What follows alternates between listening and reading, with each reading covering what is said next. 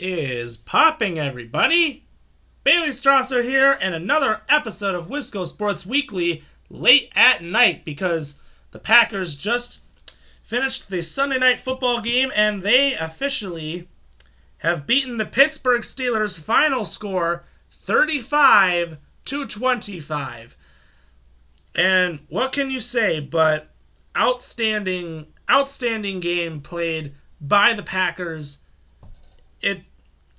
The best way you can put it is the first half might have been one of the worst first halves you could see in football.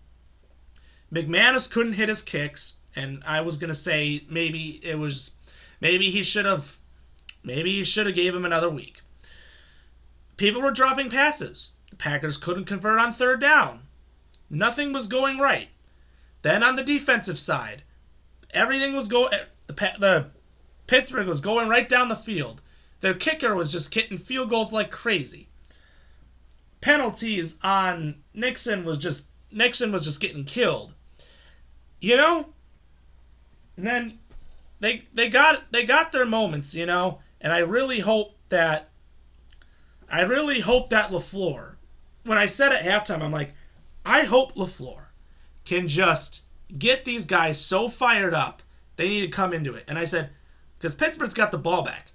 And then all of a sudden, things started happening in this game. You know, I mean the big play, really, even though I don't want to say that was an offsides. And it wasn't called.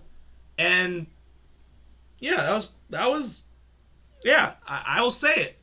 But because of that, you know, that's what pretty much moved the game forward from what it was. The Packers went down the field, they scored, then they scored another touchdown, and they just didn't look back. It might have been one of the best games I've seen out of Love. I mean, the guy just played outstanding. 29-37, 360 yards, 3 touchdowns, quarterback rating of 134.2. Did not even get sacked once. So, and especially against that Pittsburgh defense, that unbelievable pass rush, the offensive line did its part and got Jordan Love, and Jordan Love did his thing.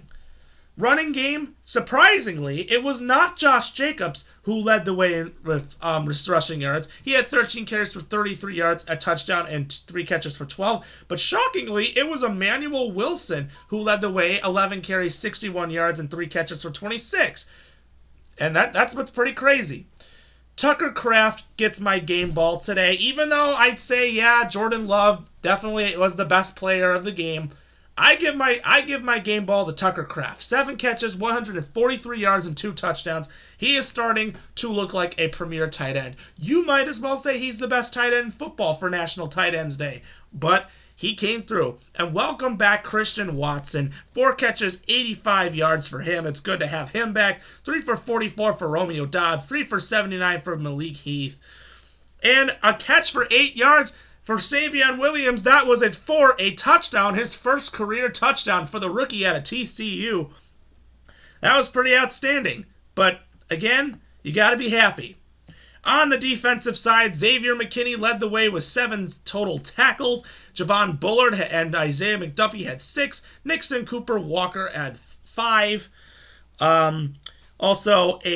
Nixon had a pass defended, 2 passes defended by Quay Walker, 1 by Carrington Valentine, 5 tackles for losses, 2 by Rashawn Gary, 2 sacks on the day for Rashawn Gary, and a sack for Micah Parsons. That was his only stat, really, of the game, was the sack. I want Micah Parsons to definitely get better as it is, but you know what? I think it'll come in time. We got 2 great pass rushers. Rashawn Gary also played great, and you know Micah Parsons is a dang good player. I just want to see him get the better stats. 2 of 4 on the day for McManus from the kicking, and Whelan's also a good punter too. So that's the best way you could say it. On the Pittsburgh side, Aaron Rodgers, former Packer Aaron Rodgers, 24-36, 219 yards, 2 touchdowns. Jalen Warren, 13 carries for 62 yards, 2 catches for 11. Kevin Gainwell had 5 carries for 31 yards, 2 for 4, including the big fumble that obviously was made basically that was the dagger for the Packers, obviously, in this one.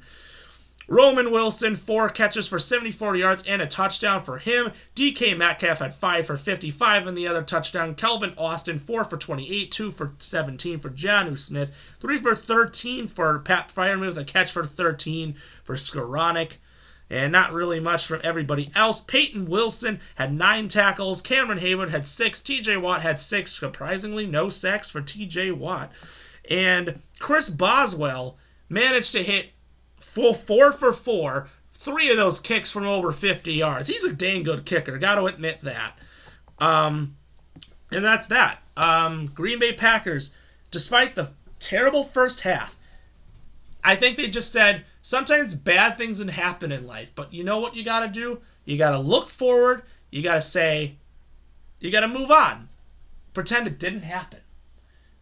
Because obviously, when it comes to later, you're going to get the best things that come.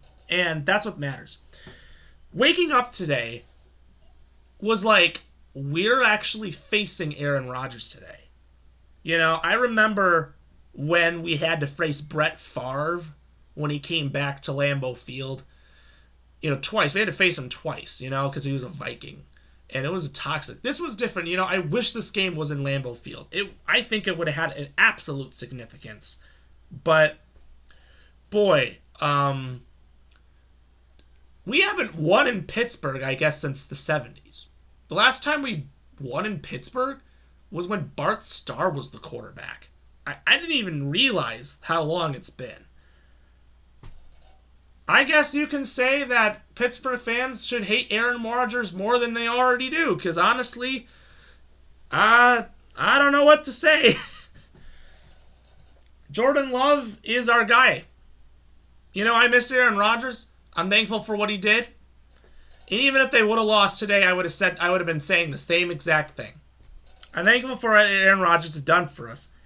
But the fact is that we dominated and completely made this a different game. I thought we were going to be talking about some different stuff. And boy, I'm talking about different stuff. I mean, just to think about it, it's crazy. I mean, I thought this was going to be a very low-scoring, close game that came down to the very end. And the Packers just turned this into a game where it resulted in Packers fans in Pittsburgh chanting, "Go Pack, go." You know, the terrible towels and Renegade and all that stuff that the Pittsburgh fans do. You know, the Pittsburgh fan and the Packers fan base, I'd say, are the two best fan bases in all sport, in all football. Their fan bases are the most passionate. And when I went to the Pro Football Hall of Fame, they said Packers and Steelers fans are the most popular jerseys that the workers that told me.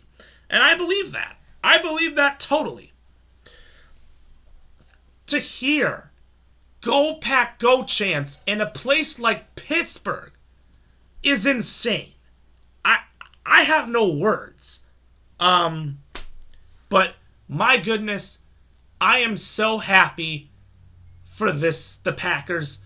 I feel for Rodgers, but at the same time, I am so happy that this game happened and we won, and the sigh of relief is gone. I mean, it's insane. And I know this is a longer video because, of course, this is probably one of the biggest games in our franchise's history. You know, it's not as big as when we faced Brett Favre for the first time. This is different, you know. I got respect for Aaron Rodgers. I always have. But the fact is, we got to beat him is insane, you know. And this is it. This is likely the last year of Aaron Rodgers' career, regardless of what happens. You know, he probably doesn't have much in the tank anymore. But a lot can happen. And I think for sure, you know, I am very confident that, if the Packers play like this, the Packers continue to play like this, they can really do some things. Because truthfully, you do not want to go into a playoff game in Detroit instead of Green Bay. You just don't want that. You don't want to be playing on the road instead of home because it's different. Every game's going to matter. We have a hard schedule. Next week, I will say that this is probably a huge trap game. Despite this game being at home. The Carolina Panthers are a better team than I anticipate. Yes, they got blown out by the Bills, but that has Dandy Dalton was at quarterback. Truthfully, and the Bills are the Bills. Obviously, this is going to be a Lambeau territory with the Panthers coming in. And for sure, I'm anticipating the Packers will likely win this game. But this is what you call a trap game. It's a noon game. It's not going to be as much because, of course, our schedule is very harder down. The very following week, we welcome in the Super Bowl champ Eagles. And that is going to be a very, very great game on Monday Night Football. It's going to be something. But again, the Packers just need to keep looking forward, and I feel like they'll be on a great path. It's a hard schedule. We still have to face the Vikings and the Bears twice, and the Lions, and the Ravens, and the Broncos. Those are some hard teams. And I feel like the Ravens are going to start to win more games once things come together.